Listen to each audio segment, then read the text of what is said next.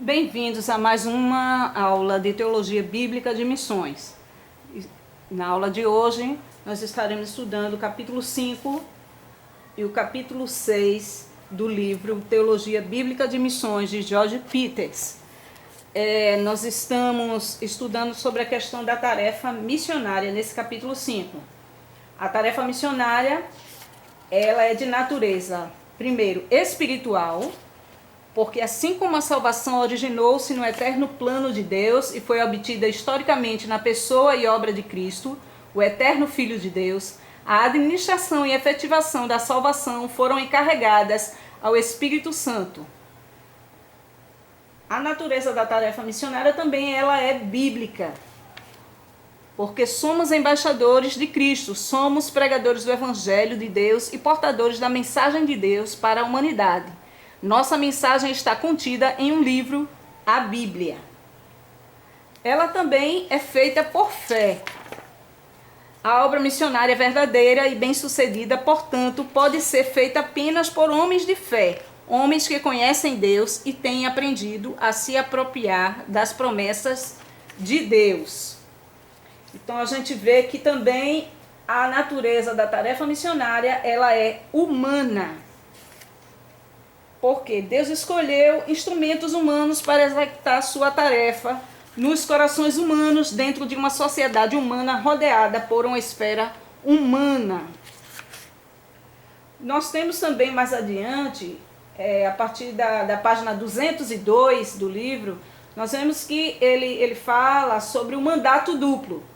O primeiro mandato foi declarado a Adão como representante da raça e envolve todo o domínio da cultura humana. Em seu sentido mais amplo, inclui religião.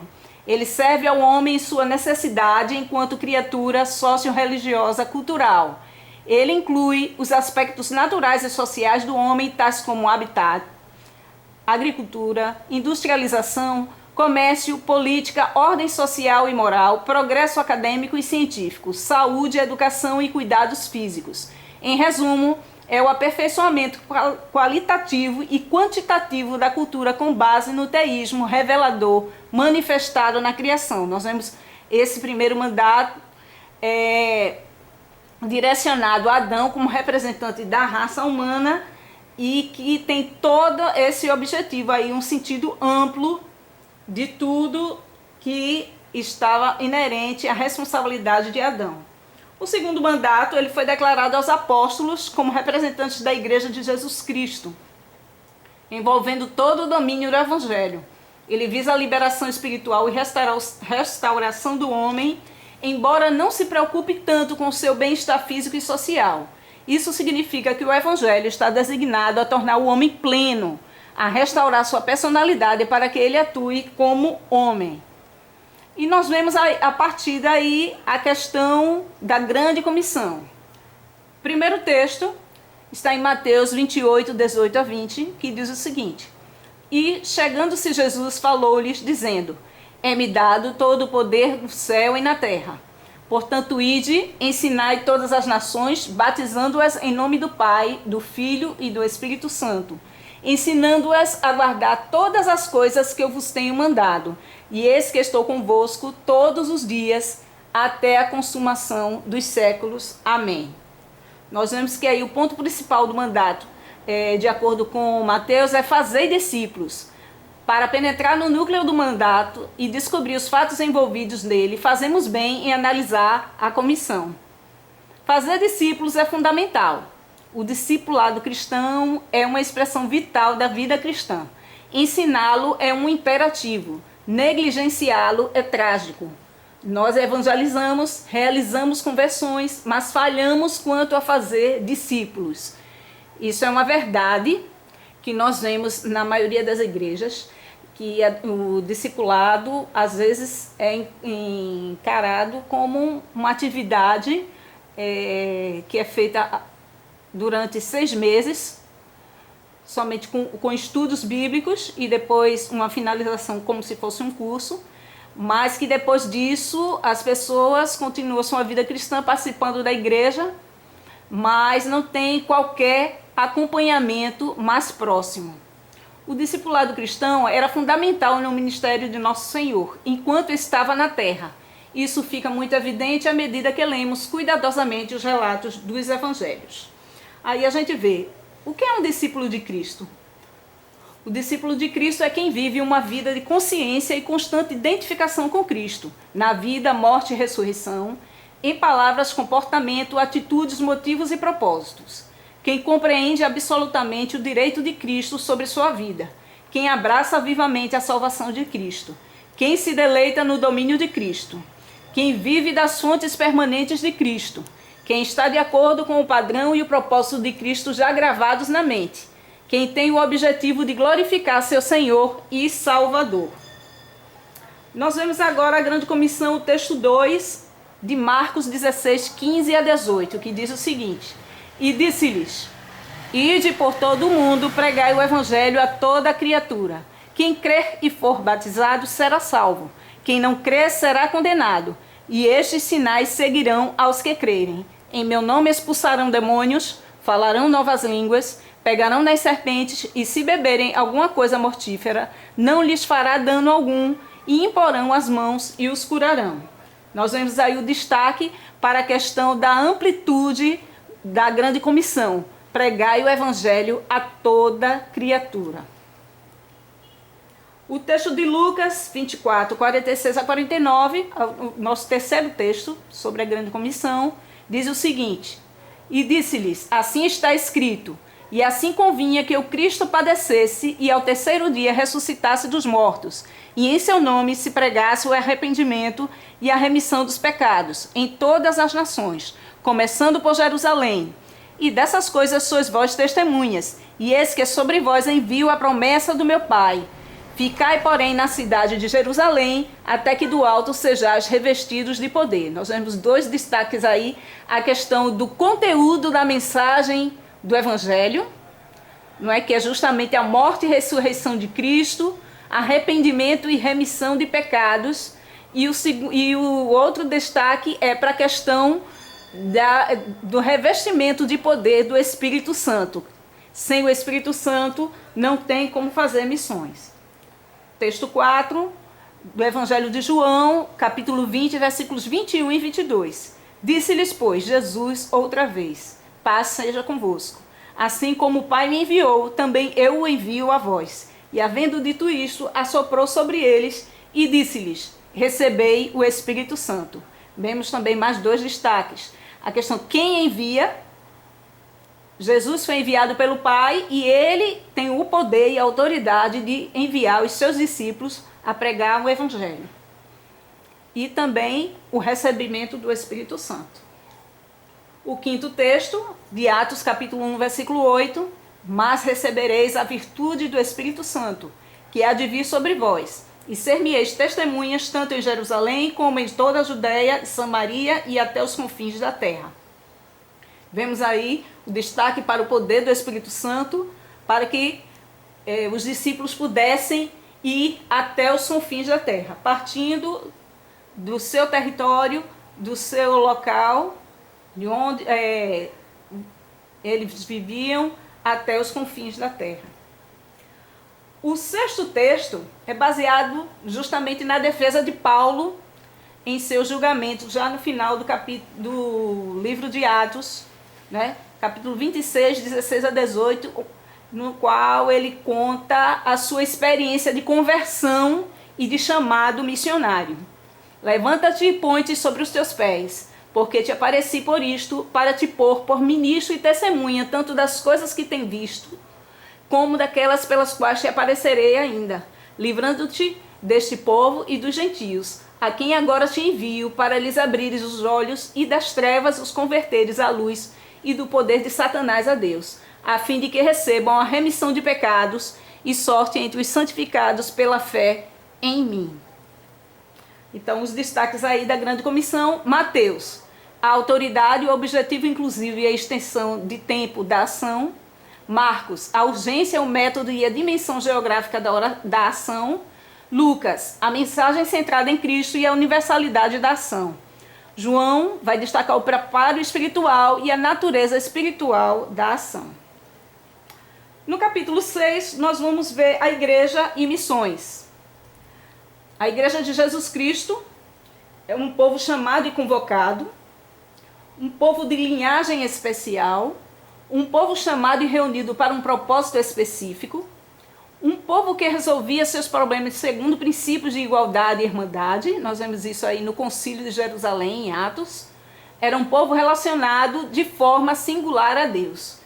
Esse povo chamado de igreja, identificado como povo de Deus, ele tem uma missão especial na terra, que é justamente proclamar as verdades do Evangelho. As designações da igreja. A palavra eclésia ou eclesia refere-se principalmente ao corpo local de crentes, ou à igreja local. Os símbolos, corpo de Cristo, templo de Deus, sacerdócio real, a noiva de Cristo, a casa de Deus, o rebanho de Deus, expressam mais a ideia da igreja universal, a igreja ideal, a igreja de Jesus Cristo como um todo, né, se referindo à igreja local. Quais são as qualidades básicas de uma igreja local bíblica? É a reunião de crentes batizados. Com o batismo ela se identifica, ela faz uma profissão de fé pública, o crente ao se batizar, mas também está se identificando com a igreja local. É um corpo ordenado, estruturado de crentes, um corpo unido de crentes, uma irmandade de crentes, por isso que cada um vai se denominando como irmãos uns dos outros, uma comunidade disciplinada de crentes, que vive de acordo com regras bíblicas, uma comunidade de crentes que testemunham e também que servem e proclamam o Evangelho, uma comunidade de crentes que adoram ao Senhor. Veja que essa comunidade chamada de igreja local bíblica, ela tem o objetivo de adorar a Deus, proclamar o seu Evangelho, viver em comunhão uns com os outros. Já a tarefa missionária da igreja, nós vamos ver que o propósito da igreja é glorificar a Deus, edificar, purificar-se, educar seu círculo, evangelizar o mundo, agir como uma força que impõe limites e ilumina o mundo, promover tudo o que é bom. Isso de acordo com Thyssen.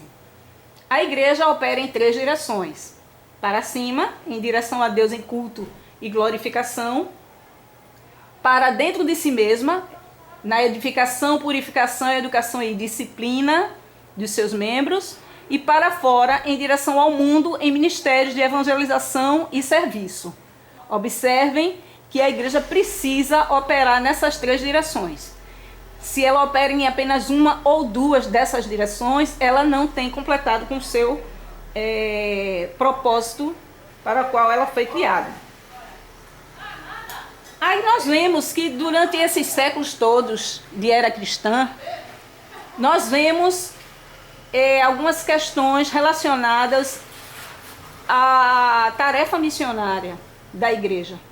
O que a igreja tem feito até então no âmbito missional, porque ela não tem alcançado regiões e povos e culturas que poderiam já ter sido alcançadas.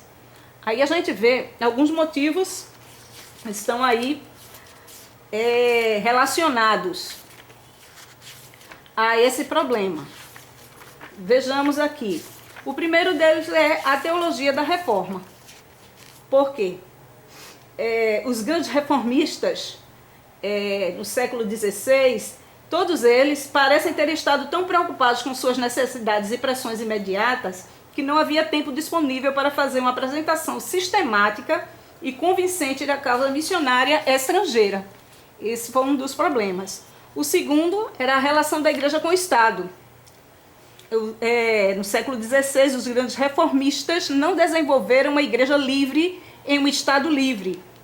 Eles preservaram e perpetuaram o conceito de um Estado-igreja. Isso tornou a igreja dependente do Estado de muitas maneiras, e das quais finança não era a menos importante. O terceiro motivo é a falta de prontidão por parte da igreja para partir em missões. Se demorou muito a se entender a visão de que a igreja deveria realizar missões.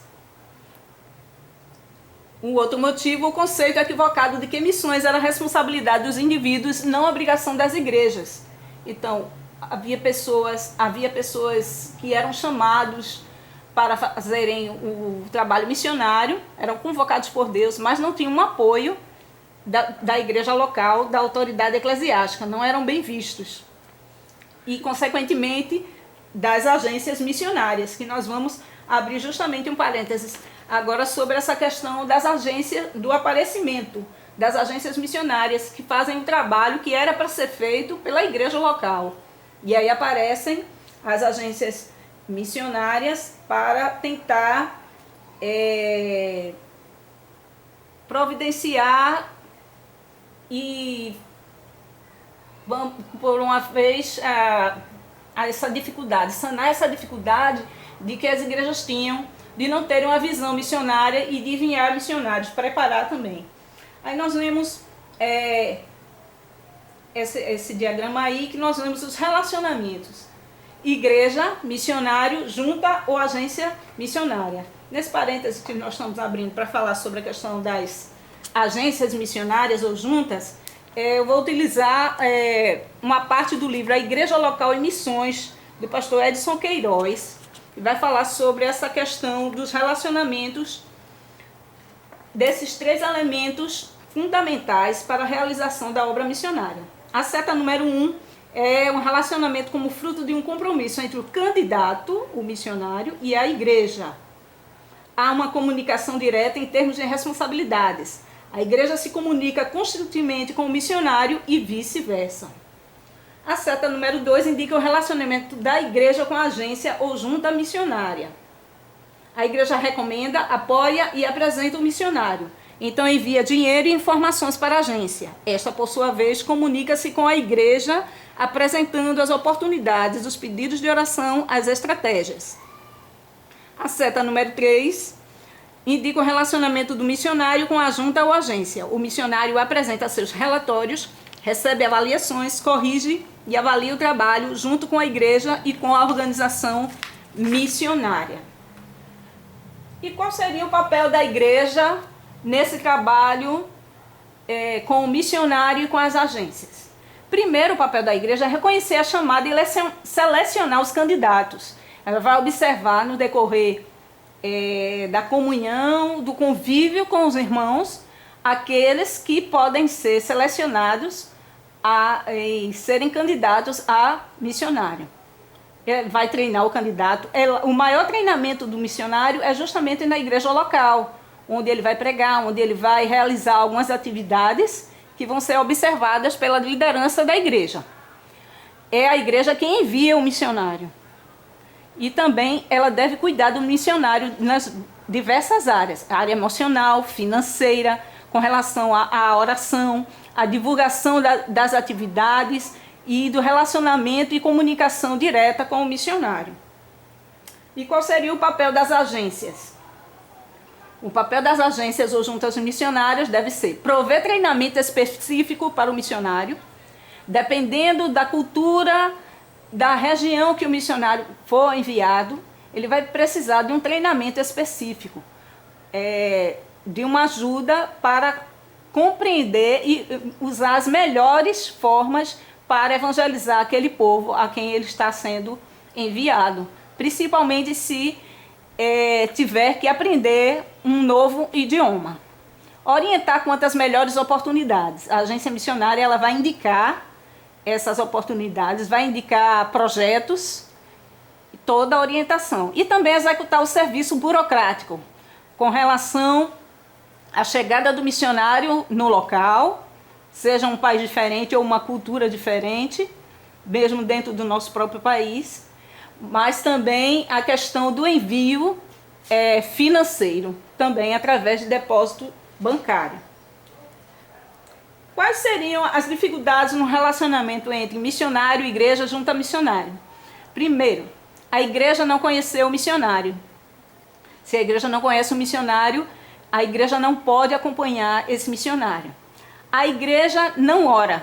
Se ela não conhece o missionário, ela não vai poder orar especificamente por esse missionário. A igreja também não vai contribuir. Se não tem essa comunicação, a igreja não sabe das necessidades, ela não vai poder contribuir. E também a igreja fica desanimada com missões. Por isso, a importância de que a igreja esteja próximo ao missionário o tempo todo, para que essas ações elas sejam positivas. Aí a gente vê o exemplo de Paulo. Paulo e sua relação com a igreja. Desde o primeiro momento do seu chamado missionário, ele já fala sobre a questão da cooperação das igrejas com relação ao seu ministério. Nós sabemos que Paulo tinha uma metodologia que de algumas formas pode ser até aplicado nos nossos dias também. Ele chegava no local, procurava um local que pudesse reunir várias pessoas e começava a pregar esse evangelho, ensinar as verdades do evangelho. Quando ele via que tinha conversões, ele começava a organizar um grupo, esse grupo, discipular esse grupo, treinar esse grupo. Quando ele via que aquela congregação poderia andar com as suas próprias pernas, então ele já ia para outros lugares e deixava uma liderança local que ele acompanhava através das suas cartas. E aí a gente vê que as igrejas, desde o primeiro momento, Filipenses 1:5, ele já fala, né, pela vossa cooperação no evangelho desde o primeiro dia até agora. As igrejas envolveram-se com Paulo desde o início em um programa dinâmico de evangelização e multiplicação da igreja. Então ele não ficava muito tempo em um local só. Então ele passava e ia plantando igrejas por toda parte. Os princípios de Paulo era a partilha livre de recursos. Então ele dividia esses recursos. Cooperação natural. Então naturalmente os crentes daquela localidade começavam a cooperar com o seu ministério em vários lugares. Essa cooperação era de forma contínua, não era estou precisando no momento e aí havia essa cooperação financeira. Não, a cooperação era contínua, não apenas financeira, mas também de cuidados com relação a ele, principalmente no período em que Paulo esteve preso. Não há domínio de um sobre o outro. Nenhuma igreja, nenhuma congregação dominava as outras. É claro que umas tinham mais recursos financeiros que outras, outras tinham mais dons eminentes, mas nenhuma dominava outra. A relação surgiu do companheirismo. Então ele teve vários parceiros no trabalho missionário, e esses parceiros ele foi treinando os jovens como Tito e Timóteo, né, para que pudessem continuar com o seu trabalho. Nenhuma união ou subserviência eram completas. Premissas de Paulo. As igrejas eram reconhecidas a partir do momento que tinham liderança própria, que eles podiam ser independentes financeiramente e na questão de liderança, essas igrejas começavam a ser reconhecidas. E os seus dons espirituais também eram reconhecidos. As verdadeiras igrejas cristãs e evangelizadoras, né? Então, a partir do momento que aquela igreja era formada, que era discipulada, que tinha uma liderança local, eles não ficavam parados, eles eram multiplicadores daquele trabalho missionário de Paulo. Também tinha uma visão positiva, sempre nas suas cartas, Paulo começa a elogiar o trabalho de cada igreja individualmente. A dependência uns dos outros, mas que era uma interdependência, uns dependiam dos outros, uns ajudavam aos outros